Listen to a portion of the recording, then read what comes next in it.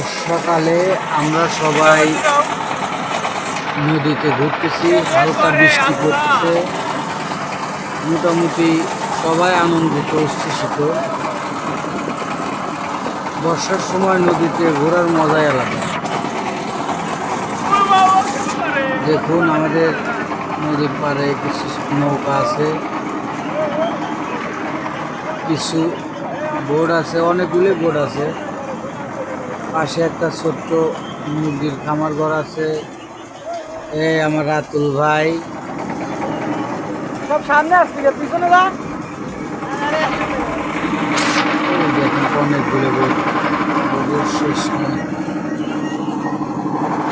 অনেক বাইক নিয়ে ওই আমার শালা সাগর।